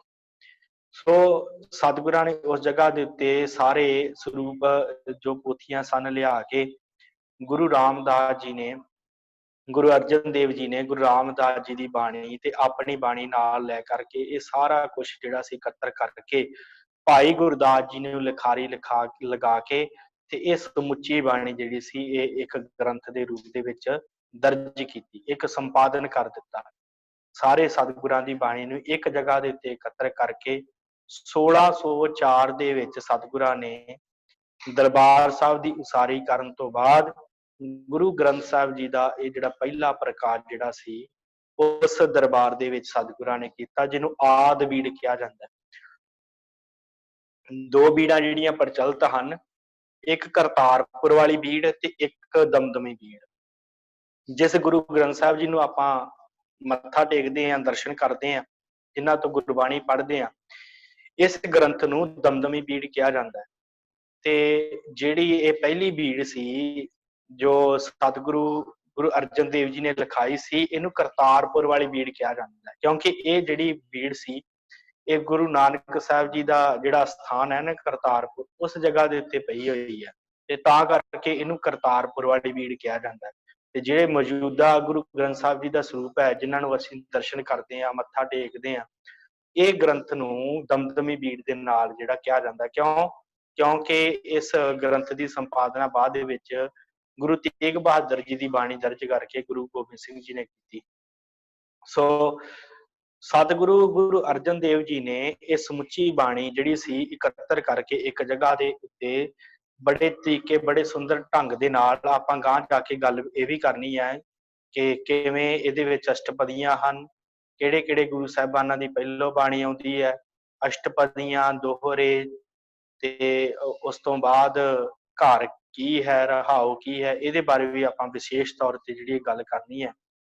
ਸੋ ਕਹਿਣ ਤੋਂ ਭਾਵ ਕਿ ਸਤਿਗੁਰਾਂ ਨੇ ਜਦੋਂ ਇਹ ਸਮੁੱਚੀ ਬਾਣੀ ਨੂੰ ਇੱਕ ਜਗ੍ਹਾ ਦੇ ਉੱਤੇ ਇਕੱਤਰ ਕਰਕੇ 1604 ਦੇ ਵਿੱਚ ਗੁਰੂ ਗ੍ਰੰਥ ਸਾਹਿਬ ਜੀ ਦਾ ਜਿਹੜਾ ਪ੍ਰਕਾਸ਼ ਕਰ ਦਿੱਤਾ, ਉਹ ਉਪਰੰਤ ਸਾਧ ਸੰਗਤ ਸਮਾਂ ਬੀਤਿਆ। ਇਹ ਜਿਹੜਾ ਸਮਾਂ ਸੀ ਗੁਰੂ ਹਰਗੋਬਿੰਦ ਸਾਹਿਬ ਜੀ ਦਾ ਜਦੋਂ ਆਇਆ, ਸਤਿਗੁਰਾਂ ਨੇ ਜਿਹੜਾ ਸੀ ਆਪ ਤੇ ਗੁਰਬਾਣੀ ਜਿਹੜੀ ਹੈ ਉਚਾਰਨ ਨਹੀਂ ਕੀਤੀ। ਹਾਂ, ਇੰਨੀ ਗੱਲ ਜ਼ਰੂਰ ਮੰਨੀ ਜਾਂਦੀ ਹੈ ਕਿ ਜਿਹੜੀਆਂ ਵਾਰਾਂ ਦੇ ਉੱਤੇ ਦਿੱਤਾ ਹੈ ਨਾ, ਜਿਵੇਂ ਟੁੰਡੇ ਆਸ ਰਾਜੇ ਕੀ ਧੁਨੀ, ਤੇ ਜਾਂ ਬਹਿਲੋਲ ਤੇ ਬਹਿਲੀਮਾ ਦੀ ਧੁਨੀ, ਇਹ ਵਗੈਰਾ, ਇਹ ਸਾਰਾ ਕੁਝ ਜਿਹੜੀਆਂ ਧੁਨੀਆਂ ਜਿਹੜੀਆਂ ਚਾੜਨ ਦੀ ਕਿਰਿਆ ਹੈ, ਇਹ ਗੁਰੂ ਹਰਗੋਬਿੰਦ ਸਾਹਿਬ ਜੀ ਨੇ ਕੀਤੀ। ਫਿਲਹਾਲ ਕੁਝ ਵੀ ਜਿਹੜੇ ਇਤਿਹਾਸਕਾਰਾਂ ਦਾ ਵਿਚਾਰ ਹੈ, ਜ਼ਿਆਦਾਤਰ ਇਹੀ ਮੰਨਿਆ ਜਾਂਦਾ ਕਿ ਇਹ ਸਾਰਾ ਕਾਰਜ ਗੁਰੂ ਅਰਜਨ ਦੇਵ ਜੀ ਨੇ ਕੀਤਾ। ਫਿਰ ਗੁਰੂ ਹਰਗੋਬਿੰਦ ਸਾਹਿਬ ਜੀ ਇਸ ਜਗ੍ਹਾ ਨੂੰ ਛੱਡ ਕੇ ਕੀਰਤਪੁਰ ਸਾਹਿਬ ਚਲੇ ਗਏ, ਤੇ ਇਹ ਜਿਹੜਾ ਸ਼੍ਰੀ ਹਰਿਮੰਦਰ ਸਾਹਿਬ, ਸ਼੍ਰੀ ਦਰਬਾਰ ਸਾਹਿਬ ਜਿਹੜਾ ਸੀ, ਇਹ ਫਿਰ ਸੋਢੀਆਂ ਦੇ ਹੱਥ ਆ ਗਿਆ। ਇਹਨਾਂ ਨੇ ਫਿਰ ਇਸ ਜਗ੍ਹਾ ਦੇ ਉੱਤੇ ਆਪਣੀ ਮਲਕੀਅਤ ਸਮਝ ਲਿਆ। ਗੁਰੂ ਗ੍ਰੰਥ ਸਾਹਿਬ ਜੀ ਮਲਕੀਅਤ ਸਮਝਣ ਤੋਂ ਬਾਅਦ ਇਹਨਾਂ ਨੇ ਕਿਹਾ ਕਿ ਜਿਹਦੇ ਕੋਲ ਗ੍ਰੰਥ ਹੋਏਗਾ ਉਹੀ ਫਿਰ ਉਹਦਾ ਹੀ ਸਾਰਾ ਜਿਹੜਾ ਰਾਜ ਹੋਏਗਾ। ਇਹਨਾਂ ਦੇ ਭਾਣੇ ਸੀ ਕਿ ਅਸੀਂ ਗੁਰੂ ਗ੍ਰੰਥ ਸਾਹਿਬ ਇਹਨਾਂ ਨੂੰ ਨਹੀਂ ਦੇਵਾਂਗੇ ਤੇ ਆਪਣੇ ਆਪ ਹੀ ਇਹ ਖਤਮ ਹੋ ਜਾਣਗੇ, ਪਰ ਜਿਹੜੀ ਜੋਤ ਹੁੰਦੀ ਹੈ ਉਹ ਜਿਸ ਗੁਰੂ ਨੂੰ ਬਖਸ਼ਿਸ਼ ਹੋਈ ਹੈ, ਉਸੇ ਗੁਰੂ ਦਾ ਪ੍ਰਤਾਪ ਉਸ ਸਮੇਂ ਸੀ। ਸਮਾਂ ਬੀਤਿਆ, ਗੁਰੂ ਹਰਗੋਬਿੰਦ ਸਾਹਿਬ ਜੀ ਨੇ ਗੁਰਤਾ ਗੁਰੂ ਹਰ ਰਾਏ ਸਾਹਿਬ ਜੀ ਨੂੰ ਦਿੱਤੀ, ਗੁਰੂ ਹਰ ਰਾਏ ਸਾਹਿਬ ਜੀ ਨੇ ਗੁਰਤਾ ਗੁਰੂ ਹਰਕ੍ਰਿਸ਼ਨ ਸਾਹਿਬ ਜੀ ਨੂੰ ਦਿੱਤੀ, ਪਰ ਗੁਰਬਾਣੀ ਦਾ ਸਤਿਕਾਰ ਤੇ ਪਿਆਰ ਉਸੇ ਤਰ੍ਹਾਂ ਕਾਇਮ ਰਿਹਾ। ਦੀਵਾਨ ਲੱਗਦਾ ਰਿਹਾ, ਸਤਿਗੁਰਾਂ ਦੇ ਹਜ਼ੂਰ ਸੰਗਤ ਆਉਂਦੀ ਰਹੀ, ਕੀਰਤਪੁਰ ਸਾਹਿਬ ਮੱਥਾ ਟੇਕ ਕੇ ਦਰਸ਼ਨ ਕਰਕੇ ਨਿਤਨੇਮ ਦਾ ਦੀਵਾਨ ਲੱਗਦਾ, ਸ਼ਾਮੀ ਰਹਿ ਰਾਸ ਦਾ ਦੀਵਾਨ, ਇਹ ਜਿਹੜਾ ਮਰਿਆਦਾ ਸੀ ਇਹ ਬਿਲਕੁਲ ਜਾਰੀ ਰਹੀ, ਭਾਵੇਂ ਕਿ ਗੁਰੂ ਗ੍ਰੰਥ ਸਾਹਿਬ ਦਾ ਸਰੂਪ ਸਤਿਗੁਰਾਂ ਦੇ ਕੋਲ ਨਹੀਂ ਸੀ। ਫਿਰ ਉਸ ਤੋਂ ਬਾਅਦ ਕਿਉਂਕਿ ਸਤਿਗੁਰਾਂ ਨੇ ਇੱਥੇ ਕਈ ਵਾਰੀ ਅਸੀਂ ਸੋਚ ਲੈਂਦੇ ਹਾਂ ਕਿ ਪਤਾ ਨਹੀਂ ਜੇ ਸਤਿਗੁਰਾਂ ਦੇ ਵਿੱਚ ਇੰਨੀ ਹਿੰਮਤ ਸੀ ਤੇ ਸਰੂਪ ਕਿਉਂ ਨਹੀਂ ਲੈ ਕੇ ਆਏ। ਅਸਲ 'ਚ ਉਸ ਸਮੇਂ ਸਾਧ ਸੰਗਤ ਬਾਹਰੀ ਤਾਕਤਾਂ ਜਿਹੜੀਆਂ ਉਹ ਬੜੀਆਂ ਪ੍ਰਬਲ ਸਨ। ਬਾਹਰੀ ਤਾਕਤਾਂ ਦਾ ਭਾਵ ਔਰੰਗਜ਼ੇਬ ਦੀ ਜਿਹੜੀ ਕੂਟਨੀਤੀ ਤੇ ਹੋਰ ਪਹਾੜੀ ਰਾਜੇ, ਇਹ ਸਾਰੇ ਜਿਹੜੇ ਸਨ ਇਹ ਬੜੀ ਵਿਰੋਧਤਾ ਕਰ ਰਹੇ ਸਨ ਗੁਰੂ ਘਰ ਦੀ। ਤੇ ਗੁਰੂ 6ਵੇਂ ਪਾਤਸ਼ਾਹ, 7ਵੇਂ ਪਾਤਸ਼ਾਹ, 8ਵੇਂ ਤੇ 9ਵੇਂ ਪਾਤਸ਼ਾਹ ਨੇ ਇਹ ਗੱਲ ਵਿਚਾਰੀ ਕਿ ਅਸਲ ਦੇ ਵਿੱਚ ਘਰ ਦੀ ਲੜਾਈ ਨਾਲੋਂ ਇਹ ਜਿਹੜਾ ਬਾਹਰ ਜਿਹੜਾ ਬਖੇੜਾ ਖੜਾ ਹੋਇਆ ਨਾ, ਇਹਨੂੰ ਅਸਲ ਦੇ ਵਿੱਚ ਜ਼ਿਆਦਾ ਧਿਆਨ ਦੇਣਾ ਚਾਹੀਦਾ। ਇਸ ਕਰਕੇ ਸਤਿਗੁਰਾਂ ਨੇ ਘਰ ਦੀ ਲੜਾਈ ਸਮਝ ਕੇ ਇਹਨੂੰ ਪਿੱਛੇ ਛੱਡ ਦਿੱਤਾ ਕਿ ਚਲੋ ਕੋਈ ਨਹੀਂ, ਸਮਾਂ ਆਏਗਾ ਤੇ ਅਸੀਂ ਆਪੇ ਸਰੂਪ ਲੈ ਲਵਾਂਗੇ। ਸੋ ਸਮਾਂ ਬੀਤਿਆ, ਗੁਰੂ ਹਰ ਰਾਏ ਸਾਹਿਬ, ਗੁਰੂ ਹਰਕ੍ਰਿਸ਼ਨ ਜੀ ਦਾ ਸਮਾਂ ਆਇਆ। ਫਿਰ ਸਮਾਂ ਗੁਰੂ ਤੇਗ ਬਹਾਦਰ ਸੱਚੇ ਪਾਤਸ਼ਾਹ ਜੀ ਦਾ ਆਇਆ। ਜਦੋਂ ਗੁਰੂ ਤੇਗ ਬਹਾਦਰ ਜੀ ਦਾ ਸਮਾਂ ਆਇਆ ਨਾ, ਤੇ ਉਸ ਸਮੇਂ ਫਿਰ ਜਦੋਂ ਗੁਰੂ ਲਾਧੋਰੇ ਭਾਈ ਮੱਖਣ ਸ਼ਾਹ ਲੁਬਾਣਾ ਨੇ ਸਤਿਗੁਰੂ ਗੁਰੂ ਤੇਗ ਬਹਾਦਰ ਜੀ ਨਾਲ ਪ੍ਰਗਟ ਕੀਤਾ, ਤੇ ਉਸ ਸਮੇਂ ਫਿਰ ਜਦੋਂ ਗੁਰੂ ਤੇਗ ਬਹਾਦਰ ਜੀ ਪ੍ਰਗਟ ਹੋਏ ਤੇ ਇਹਨਾਂ ਨੇ ਗੋਲੀ ਚਲਾਈ ਸੀ ਮਸੰਦਾਂ ਨੇ। ਤੇ ਜਦੋਂ ਗੋਲੀ ਚਲਾਈ ਤੇ ਉਸ ਤੋਂ ਬਾਅਦ ਇਹਨਾਂ ਦੇ ਕੋਲੋਂ ਜਾ ਕੇ ਭਾਈ ਮੱਖਣ ਸ਼ਾਹ ਲੁਬਾਣੇ ਨੇ ਜਾ ਕੇ ਤੇ ਜਿਹੜਾ ਸਰੂਪ ਸੀ ਗੁਰੂ ਗ੍ਰੰਥ ਸਾਹਿਬ ਜੀ ਦਾ ਉਹ ਵੀ ਖੋਲਿਆ, ਤੇ ਹੋਰ ਜਿਹੜਾ ਸਮਾਨ ਇਹ ਲੁੱਟ ਕੇ ਲੈ ਕੇ ਗਏ ਸੀ ਉਹ ਵੀ ਖੋਲਿਆ। ਤੇ ਲੈ ਕੇ ਗੁਰੂ ਤੇਗ ਬਹਾਦਰ ਜੀ ਦੇ ਕੋਲ ਆ ਗਏ ਮੱਖਣ ਸ਼ਾਹ ਲੁਬਾਣਾ ਜੀ। ਜਦੋਂ ਕੋਲ ਆਏ ਤੇ ਸਤਿਗੁਰਾਂ ਨੇ ਕਿਹਾ ਕਿ ਨਹੀਂ, ਸਾਨੂੰ ਇਸ ਸਮਾਨ ਦੀ ਲੋੜ ਨਹੀਂ ਆ, ਤੁਸੀਂ ਉਹਨਾਂ ਨੂੰ ਵਾਪਸ ਕਰੋ। ਤੇ ਉਹ ਸਾਰਾ ਕੁਝ ਉਹਨਾਂ ਨੇ ਵਾਪਸ ਕਰ ਦਿੱਤਾ। ਉਸ ਤੋਂ ਬਾਅਦ ਇਹ ਜਿਹੜਾ ਸਰੂਪ ਸੀ ਫਿਰ ਉਹਨਾਂ ਦੇ ਕੋਲ ਹੀ ਸੋਢੀਆਂ ਦੇ ਕੋਲ ਵਾਪਸ ਚਲਾ ਗਿਆ। ਫਿਰ ਸਮਾਂ ਜਿਹੜਾ ਸੀ ਉਹ ਗੁਰੂ ਗੋਬਿੰਦ ਸਿੰਘ ਮਹਾਰਾਜ ਸੱਚੇ ਪਾਤਸ਼ਾਹ ਜੀ ਦਾ ਆਇਆ। ਤੇ ਗੁਰੂ ਗੋਬਿੰਦ ਸਿੰਘ ਸੱਚੇ ਪਾਤਸ਼ਾਹ ਜੀ ਦੇ ਸਮੇਂ ਜਿਹੜਾ ਸੀ, ਆਪ ਜੀ ਨੂੰ ਪਤਾ ਹੈ ਕਿ ਸਿੱਖੀ ਪੂਰੀ ਜੋਬਨ ਤੇ ਸੀ, ਪੂਰੀ ਪ੍ਰਬਲ ਸੀ। ਸਤਿਗੁਰਾਂ ਨੇ ਅੰਮ੍ਰਿਤ ਦੀ ਦਾਤ ਬਖਸ਼ਿਸ਼ ਕੀਤੀ ਤੇ ਸਮਾਂ ਇਸੇ ਤਰ੍ਹਾਂ ਬੀਤਦਾ ਗਿਆ। ਸਤਿਗੁਰਾਂ ਨੇ ਸਰਸਾ ਦਾ ਯੁੱਧ ਕੀਤਾ। ਮੈਂ ਸੰਕੋਚਾ ਵਿਚਾਰ ਨੂੰ, ਸਮਾਂ ਥੋੜਾ ਰਹਿ ਗਿਆ। ਸਤਿਗੁਰਾਂ ਨੇ ਸਰਸਾ ਦਾ ਜਿਹੜਾ ਸੀ ਉਹ 5 ਮਿੰਟ ਰਹਿ ਗਏ ਪਤਾ ਲੱਗਾ ਤੇ ਵਿਚਾਰ ਨੂੰ ਸੰਕੋਚਾਂ। ਤੇ ਸਤਿਗੁਰਾਂ ਨੇ ਫਿਰ ਉਸ ਜਗ੍ਹਾ ਦੇ ਉੱਤੇ ਸਰਸਾ ਦੀ ਜੰਗ ਲੜੀ ਤੇ ਫਿਰ ਚਮਕੌਰ ਸਾਹਿਬ ਦੀ ਜੰਗ ਲੜੀ, ਸਾਹਿਬਜ਼ਾਦੇ ਸ਼ਹੀਦ ਹੋਏ। ਫਿਰ ਮੁਕਤਸਰ ਦੀ ਜੰਗ ਲੜਨ ਤੋਂ ਬਾਅਦ, ਖਿਦਰਾਣੇ ਦੀ ਢਾਬ ਦੀ ਜੰਗ ਲੜਨ ਤੋਂ ਬਾਅਦ ਗੁਰੂ ਗੋਬਿੰਦ ਸਿੰਘ ਜੀ ਨੇ ਆਪਣਾ ਜਿਹੜਾ ਸੀ ਜੰਗ ਵਾਲਾ ਕਮਰ ਕੱਸਾ ਆਣ ਕੇ ਦਮਦਮਾ ਸਾਹਿਬ ਵਿਖੇ ਖੋਲਿਆ। ਫਿਰ ਇਸ ਜਗ੍ਹਾ ਦੇ ਉੱਤੇ ਸਾਡਾ ਇਤਿਹਾਸ ਕਹਿੰਦਾ ਹੈ ਕਿ ਗੁਰੂ ਗੋਬਿੰਦ ਸਿੰਘ ਮਹਾਰਾਜ ਸੱਚੇ ਪਾਤਸ਼ਾਹ ਜੀ 9 ਮਹੀਨੇ ਤੇ 9 ਦਿਨ ਇਸ ਜਗ੍ਹਾ ਦੇ ਉੱਤੇ ਉਹਨਾਂ ਨੇ ਟਿਕਾਣਾ ਕੀਤਾ, ਗੁਰੂ ਗੋਬਿੰਦ ਸਿੰਘ ਜੀ ਨੇ। ਤੇ ਸਭ ਤੋਂ ਪਹਿਲਾ ਕਾਰਜ ਗੁਰੂ ਗੋਬਿੰਦ ਸਿੰਘ ਜੀ ਨੇ ਇਹ ਜਿਹੜੀ ਦਮਦਮੀ ਬੀੜ ਲਿਖਾਉਣ ਦਾ ਕੀਤਾ। ਜਦੋਂ ਪਤਾ ਲੱਗਾ ਸਤਿਗੁਰਾਂ ਨੂੰ ਕਿ ਹੁਣ ਸਮਾਂ ਹੈ ਜੰਗਾਂ ਯੁੱਧਾਂ ਦਾ ਸਮਾਪਤੀ ਹੈ, ਹੁਣ ਇੱਥੇ ਜਿਹੜਾ ਡੱਲੇ ਦੇ ਅਸੀਂ ਨਾਲ ਹਾਂ, ਡੱਲਾ ਸਾਡੇ ਕੋਲ ਹੈ ਤੇ ਇਧਰਲੇ ਪਾਸੇ ਮੁਗਲਾਂ ਦਾ ਜ਼ੋਰ ਨਹੀਂ ਸੀ। ਤੇ ਉਸ ਸਮੇਂ ਫਿਰ ਸਤਿਗੁਰਾਂ ਨੇ ਇੱਥੇ ਬੈਠ ਕੇ ਦਮਦਮਾ ਸਾਹਿਬ ਵਿਖੇ ਤੇ ਸਿੱਖਾਂ ਨੂੰ ਪਹਿਲਾਂ ਭੇਜਿਆ ਇਹਨਾਂ ਦੇ ਕੋਲ, ਸੋਢੀਆਂ ਦੇ ਕੋਲ, ਕਿ ਗ੍ਰੰਥ ਦਿਓ, ਅਸੀਂ ਆਪ ਲਿਖਣਾ ਹੈ। ਤੇ ਇਹਨਾਂ ਨੇ ਸੋਢੀਆਂ ਨੇ ਕਿਹਾ ਕਿ ਠੀਕ ਹੈ, ਜੇ ਤੁਹਾਡੇ ਗੁਰੂ ਇਹ ਸਮਰੱਥਾ ਹੈ ਤੇ ਆਪੇ ਲਿਖ ਲੈਣ। ਤੇ ਸਾਡਾ ਇਤਿਹਾਸ ਕਹਿੰਦਾ ਕਿ ਫਿਰ ਗੁਰੂ ਗੋਬਿੰਦ ਸਿੰਘ ਮਹਾਰਾਜ ਸੱਚੇ ਪਾਤਸ਼ਾਹ ਜੀ ਨੇ ਭਾਈ ਮਨੀ ਸਿੰਘ ਜੀ ਨੂੰ ਲਿਖਾਰੀ ਲਗਵਾ ਕੇ ਤੇ ਬਾਬਾ ਦੀਪ ਸਿੰਘ ਜੀ ਨੂੰ ਸਹਾਇਕ ਲਿਖਾਰੀ ਲਗਾ ਕੇ ਆਪ ਇੱਥੇ ਲਿਖਣਸਰ ਸਾਹਿਬ ਨਾਮ ਦਾ ਗੁਰਦੁਆਰਾ ਹੈ। ਆਪ ਜੀ ਜਦੋਂ ਕਿਤੇ ਦਮਦਮਾ ਸਾਹਿਬ ਦੀ ਧਰਤੀ ਤੇ ਜਾਓ ਨਾ, ਉੱਥੇ ਅੱਜ ਵੀ ਵਡਿਆਈ ਸਤਿਗੁਰਾਂ ਨੇ ਬਖਸ਼ਿਸ਼ ਕੀਤੀ ਹੈ। ਤੇ ਉਸ ਜਗ੍ਹਾ ਦੇ ਉੱਤੇ ਬੈਠ ਕੇ ਗੁਰੂ ਗੋਬਿੰਦ ਸਿੰਘ ਜੀ ਨੇ ਸ੍ਰੀ ਗੁਰੂ ਗ੍ਰੰਥ ਸਾਹਿਬ ਜੀ ਦਾ ਦਮਦਮੀ ਬੀੜ, ਜਿਹਨੂੰ ਅਸੀਂ ਅੱਜ ਨਮਸਕਾਰ ਕਰਦੇ ਹਾਂ, ਮੱਥਾ ਟੇਕਦੇ ਹਾਂ, ਇਹ ਜਿਹੜੀ ਦਮਦਮੀ ਬੀੜ ਹੈ ਨਾ, ਉਸ ਜਗ੍ਹਾ ਦੇ ਉੱਤੇ ਗੁਰੂ ਗੋਬਿੰਦ ਸਿੰਘ ਜੀ ਆਪ ਉਚਾਰਨ ਕਰਦੇ ਸਨ ਤੇ ਇਹ ਜਿਹੜੇ ਭਾਈ ਮਨੀ ਸਿੰਘ ਜੀ ਹੁੰਦੇ ਸਨ ਇਹ ਲਿਖਦੇ ਸਨ ਦਮਦਮੀ ਬੀੜ। ਸਮੁੱਚੀ ਬਾਣੀ ਲਿਖਣ ਤੋਂ ਬਾਅਦ ਸਤਿਗੁਰਾਂ ਨੇ ਜਿਹੜੀ ਕਲਮ ਤੇ ਸਿਆਹੀ ਦੀਆਂ ਦਵਾਤਾਂ ਵਧੀਆਂ ਸਨ, ਉਹਨਾਂ ਨੂੰ ਉੱਥੇ ਨੇੜਲੇ ਸਰੋਵਰ ਦੇ ਵਿੱਚ ਸਟਵਾ ਕੇ ਗੱਲ ਕਹਿ ਦਿੱਤੀ ਸੀ ਕਿ ਇਸ ਜਗ੍ਹਾ ਦੇ ਉੱਤੇ ਜਿਹੜਾ ਵੀ ਮਨੁੱਖ ਆਣ ਕਰਕੇ ਵਿਦਿਆ ਪ੍ਰਾਪਤ ਕਰੇਗਾ, ਇੱਕ ਗੁਰੂ ਕਾਸ਼ੀ ਇਹ ਸਤਿਗੁਰਾਂ ਨੇ ਸਥਾਪਿਤ ਕੀਤੀ। ਇੱਕ ਪੰਡਤਾਂ ਦੀ ਕਾਸ਼ੀ ਸੀ, ਜਿੱਥੇ ਜਾ ਕੇ ਪੰਡਿਤ ਲੋਕ ਵਿਦਵਾਨ ਬਣਦੇ ਸਨ, ਪੜ੍ਹਦੇ ਸਨ। ਤੇ ਇੱਥੇ ਫਿਰ ਸਤਿਗੁਰਾਂ ਨੇ ਕਿਹਾ ਇਹ ਗੁਰੂ ਦੀ ਕਾਸ਼ੀ ਹੋਵੇਗੀ, ਇੱਥੇ ਆਣ ਕੇ ਸਾਡੇ ਸਿੱਖ ਸਖਾ ਆਣ ਕਰਕੇ ਪੜ੍ਹਿਆ ਕਰਨਗੇ ਤੇ ਵਿਦਵਤਾ ਹਾਸਲ ਕਰਕੇ ਤੇ ਇੱਥੋਂ ਜਾਇਆ ਕਰਨ। ਸੋ ਸਤਿਗੁਰਾਂ ਦੀ ਬੜੀ ਵਡਿਆਈ ਹੈ, ਦਾਸ ਨੇ ਵੀ ਉਸ ਜਗ੍ਹਾ ਦੇ ਉੱਤੇ ਪ੍ਰਾਪਤ ਕੀਤੀ ਹੈ ਵਿਦਿਆ। ਸੋ ਉੱਥੇ ਸਤਿਗੁਰਾਂ ਨੇ ਫਿਰ ਉਹ ਕਲਮਾਂ ਵਿੱਚ ਪਾ ਕੇ ਇਸ ਕਿਹਾ ਕਿ ਹੁਣ ਇਸ ਜਗ੍ਹਾ ਦੇ ਉੱਤੋਂ ਵਿਦਵਾਨ ਪੈਦਾ ਹੋਇਆ ਕਰਨਗੇ। ਅੱਜ ਵੀ ਸੰਗਤ ਉੱਥੇ ਜਾਂਦੀ ਹੈ ਤੇ ਜਾ ਕੇ ਉੱਥੇ ਗੁਰਮੁਖੀ ਲਿਖ ਕੇ ਜਿਹੜੀ ਹੈ ਉਹ ਦਾਤ ਪ੍ਰਾਪਤ ਕਰਦੀ ਹੈ। ਸੋ ਉਸ ਤੋਂ ਬਾਅਦ ਸਤਿਗੁਰਾਂ ਨੇ ਇਸ ਦਮਦਮੀ ਬੀੜ ਨੂੰ ਫਿਰ ਹਜ਼ੂਰ ਸਾਹਿਬ ਨੂੰ ਸਤਿਗੁਰ ਚਲੇ ਗਏ। ਉੱਥੇ ਜਾ ਕੇ ਇਸੇ ਹੀ ਦਮਦਮੀ ਬੀੜ ਦੇ ਅੱਗੇ ਨਮਸਕਾਰ ਕਰਕੇ ਜਦੋਂ ਸਤਿਗੁਰੂ ਗੁਰੂ ਗੋਬਿੰਦ ਸਿੰਘ ਜੀ ਦਾ ਅਖੀਰਲਾ ਸਮਾਂ ਆਇਆ, ਸਤਿਗੁਰਾਂ ਨੇ ਫਿਰ ਇਸੇ ਹੀ ਗ੍ਰੰਥ ਦੇ ਅੱਗੇ ਸੀਸ ਝੁਕਾ ਕੇ ਗਿਆ ਸੀ ਕਿ ਗੁਰੂ ਮਾਨਿਓ ਗ੍ਰੰਥ, ਜੋ ਵੀ ਸਿੱਖ ਸਾਨੂੰ ਮਿਲਣਾ ਚਾਹੁੰਦਾ ਹੈ, ਜੋ ਵੀ ਸਿੱਖ ਆਪਣੇ ਜੀਵਨ 'ਚ ਅੱਗੇ ਵਧਣਾ ਚਾਹੁੰਦਾ ਹੈ, ਉਹਦੇ ਵਾਸਤੇ गुरु ग्रंथ साहब जी ਨੂੰ ਮੰਨਣਾ, गुरु ग्रंथ साहब जी ਦੀ ਬਾਣੀ ਪੜ੍ਹਨਾ, गुरु ग्रंथ साहब जी ਨਾਲ ਪਿਆਰ ਕਰੂਗਾ, ਉਹ ਸਿੱਖ ਜਿਹੜਾ ਸਾਡੇ ਦਰਸ਼ਨ गुरु ग्रंथ साहब ਦੇ ਵਿੱਚੋਂ ਕਰੇਗਾ। ਇਹ ਸ਼ਬਦ ਰੂਪ ਹੋ ਕਰਕੇ ਸਤਿਗੁਰੂ ਕਹਿੰਦੇ ਅਸੀਂ ਵਰਤਾਂਗੇ। ਸੋ ਸਾਧ ਸੰਗਤ ਸਮਾਂ ਖਤਮ ਹੋਣ ਵਾਲਾ ਹੈ ਤੇ ਇਸ ਤੋਂ ਬਾਅਦ ਜੋ ਹੈ ਇੱਕ ਜਦੋਂ ਕੱਟੀ ਜਾਵੇਗੀ ਵੀਡੀਓ, ਫਿਰ ਉਸ ਤੋਂ ਬਾਅਦ ਆਪਾਂ ਕੱਲ ਨੂੰ ਬਾਕੀ ਦੀ ਗੱਲ ਕਰਾਂਗੇ।